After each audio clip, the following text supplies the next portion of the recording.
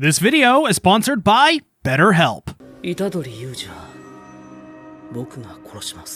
I knew JJK's final episode was going to be great, but I really didn't expect this. This episode truly changes every single thing we knew about Jujutsu Kaisen, from the awakening of Sumiki Fushiguro, the new age of Jujutsu, the consequences of the Shibuya incident, and of course, the return of the bestest boy, Yuta Okatsu, or as Rika would say,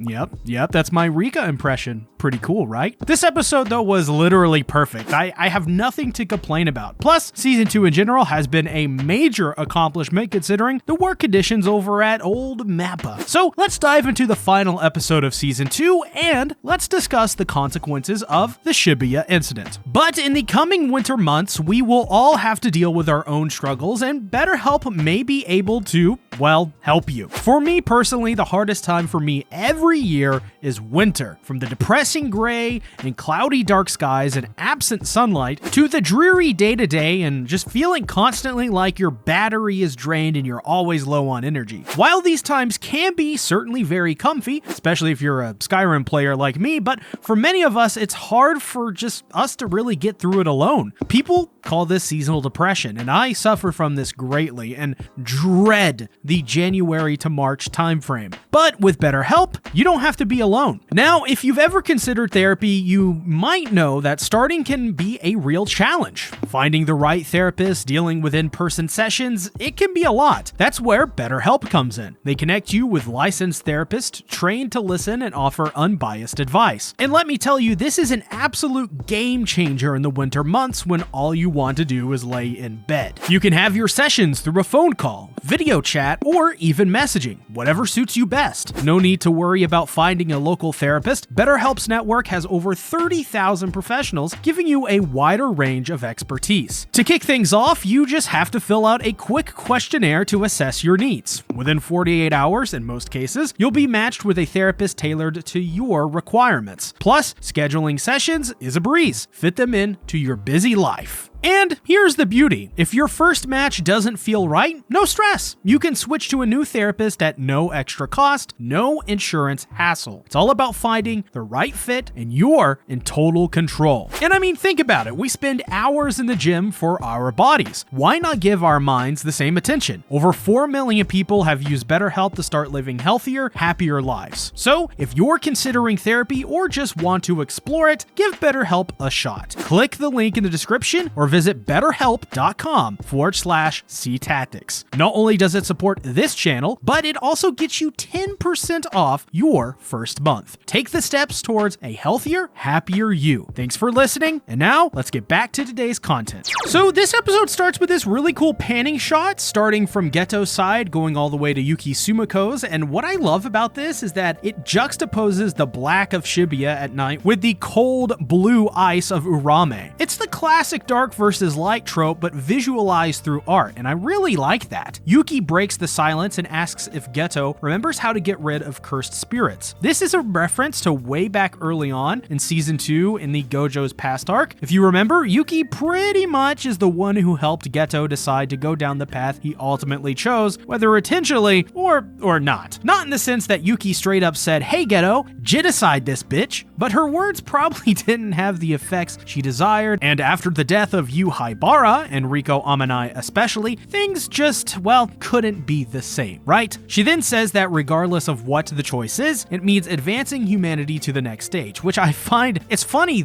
that as she talks about this, Yuji in the background is just staring up at her in awe, either because Yuki is just so awe-inspiring, or, well, let's be real here, he probably thinks she's Jennifer Lawrence or something. What do you mean? But I love these shots of Yuki though. She looks so cool in these poses, which is kind of crazy because when we saw her in Season 2, I felt like she wasn't that imposing. But in this moment, and especially this episode, she comes out looking like a badass. On top of that, I do like the bits of writing here between the two, as it shows the two's dueling ideologies and finishes out the conversation that they technically had all of those years ago, even though this is not the same person. It just looks like it. Yuki feels that the next stage of evolution for humanity isn't found in harnessing cursed energy. Instead, it's about breaking away from it. Except Pseudo-Geto disagrees. It is through optimizing cursed energy. And I really enjoyed this because you can apply this idea to so many things. Just as an errant example here, you can swap out cursed energy and use AI or fossil fuel or,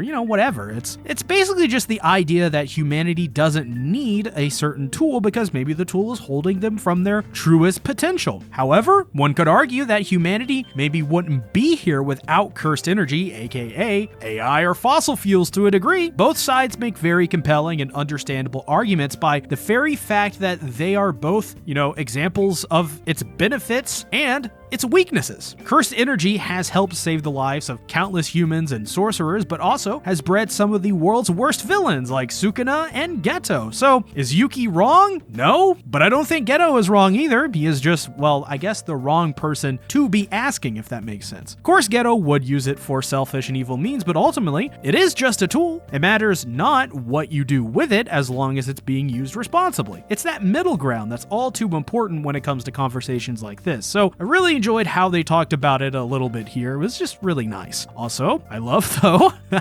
how Yuki gestures at Yuji and he's just like, "Lady, who in the nines are you?"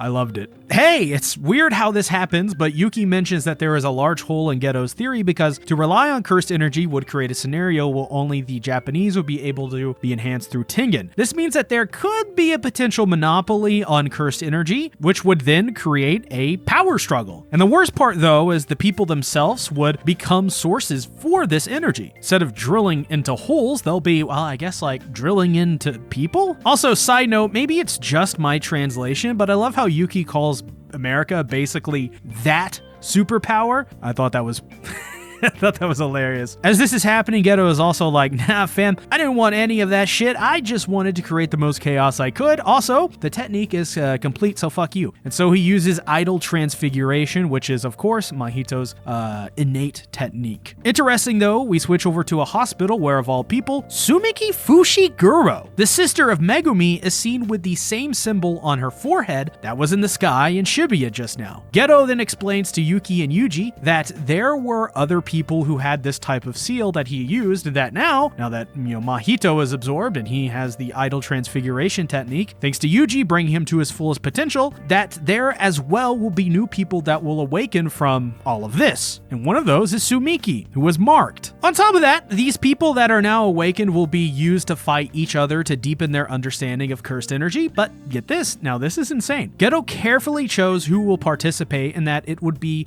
like comparing it to releasing 1,000 evil Yujis.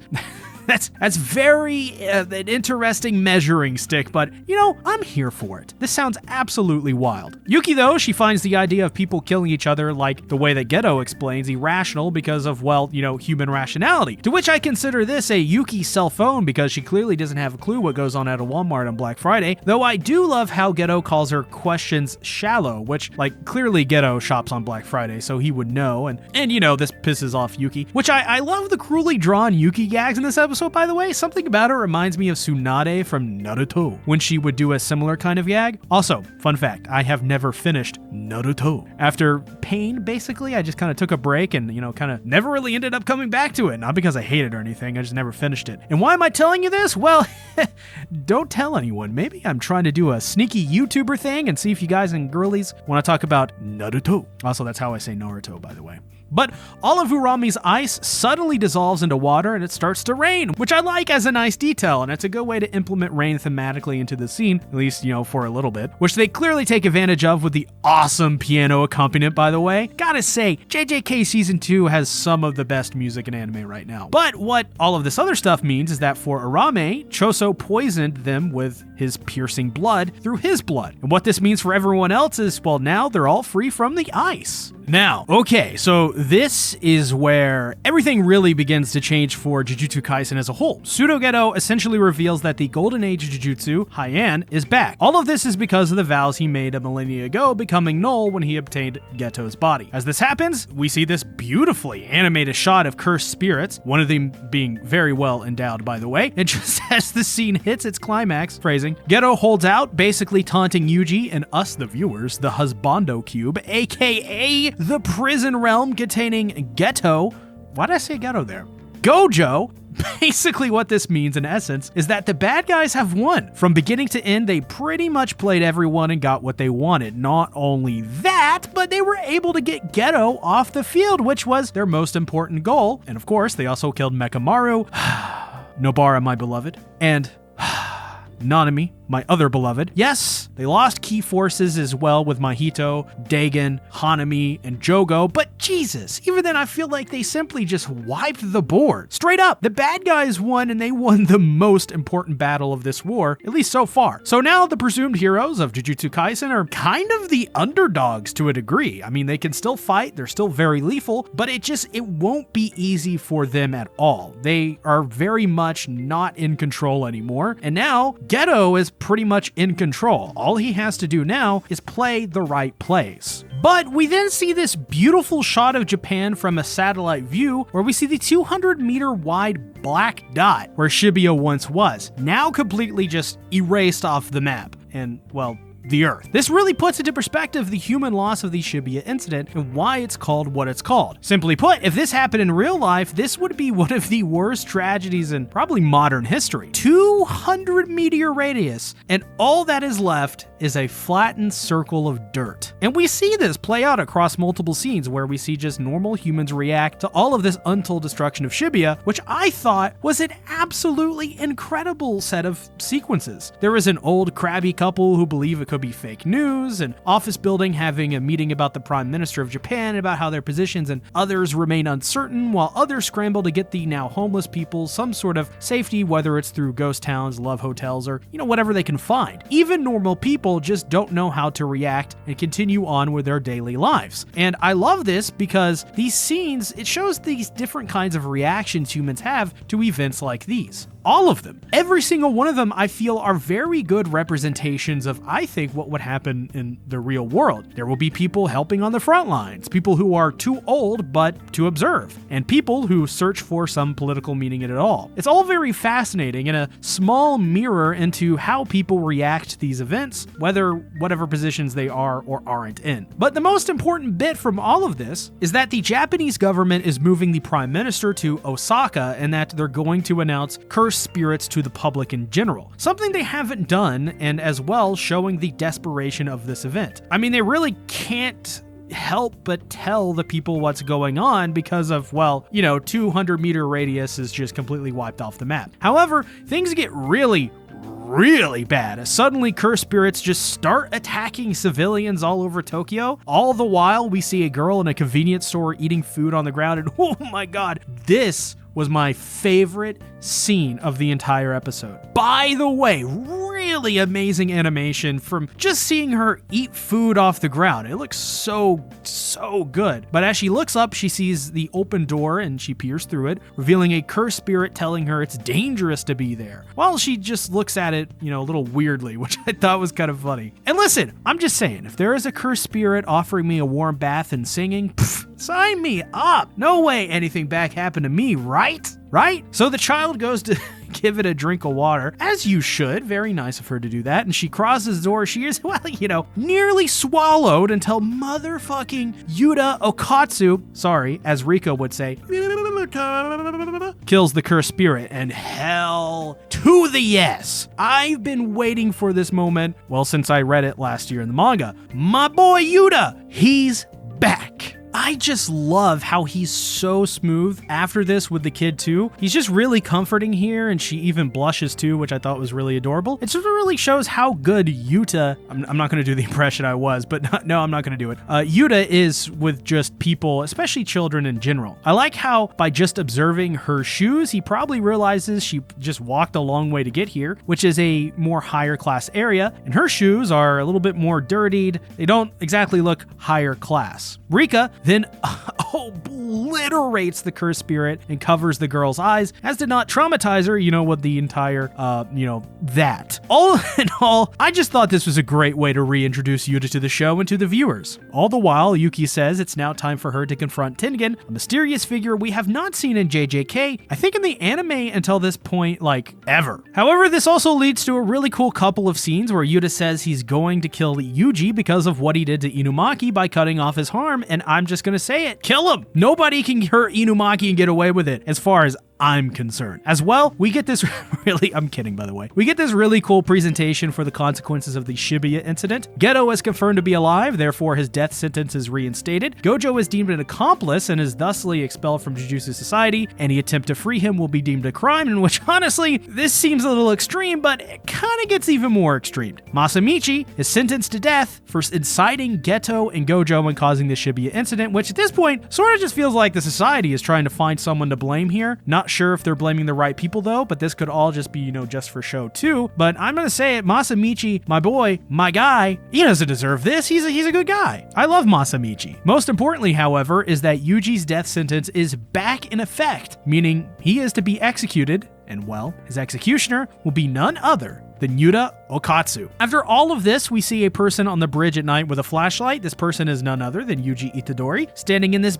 beautifully composed shot where the sun is rising in Japan. As we see, his face is all scarred up too, which is really nice. It shows that this is very clearly moments after the Shibuya incident, relatively speaking. As he claps, it apparently summons from the water's cursed spirits. If I were to guess, my theory is that I'd probably think Yuji Itadori feels incredibly guilty over what he feels he did, and thus my theory is he's going out and killing these cursed spirits as a way to train, but also atone for the Shibuya incident itself. After all, he probably knows better than anyone else that, he's got a death sentence. I gotta say, I knew by default that this episode was going to be emotional, but I teared up a couple times. Most notably, the final scene with Yuji, and of course, the Yuta Okatsu reveal. Jujutsu Kaisen, to me, is just one of those series that whenever I turn it on, I am just so enamored with everything. Some people will say this show is carried by animation or is mid, and to that I can say, well, you can have your personal preferences, but not everyone is going to like everything. But to me, outside of a couple things, this show just, I don't know, it just really does it for me. And despite the hellhole that is MAPPA in the anime industry right now, the animators, talented and overworked as they are and likely burnout and suffering, they created an amazing season of anime. I think most people, whether you're an internet troll or not, can deep down agree with that sentiment just logically. Yeah, sure, it wasn't perfect, nothing ever is, but this was just amazing, and I'm so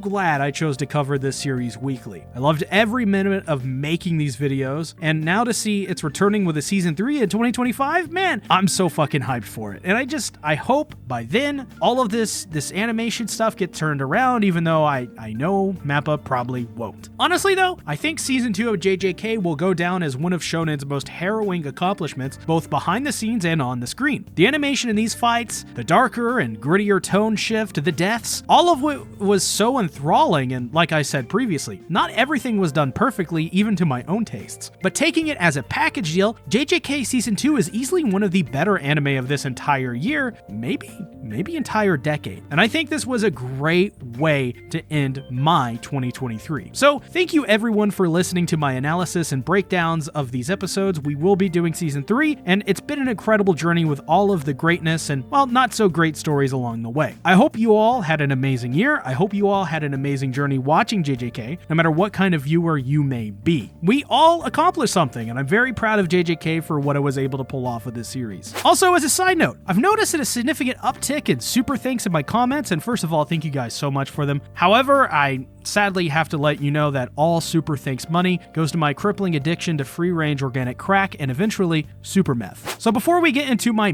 big announcement, I want to remind everyone to check out my sponsor, BetterHelp, using my code to get a discount. As we're about to discuss, mental health is very important to me, so be sure to check that link out. You'll get a discount, especially with what I'm about to say. So, like I promised, I have an announcement. After last week's video on episode 22, which most people seem to like outside of my quote, hot takes, which boy, let me tell you, those were some wildly depressing and mean comments that I read. And of course, I appreciate the criticisms of that video. I see where all of you are coming from, and I've definitely changed my mind about some things. But yeah, some of these comments were just, depressing. But as well, I mean, it's the constant working day in, day out over the last 4 or so months. It's really gotten to me. So I've decided that the moment this video comes out, I am taking the entire month of January 2024 completely off. I'm burnt out. I'm literally sick. I'm just tired. Basically, since July onward, after I came back from, my last hiatus, I've been working insanely hard on everything I've released. My editing has made incredible strides, and my script writing has gotten a lot better. And yes, I still know there are some flaws. Episode 22 of JJK kind of proved that. But due to all of that, my body and mind has taken an immense beating, and I am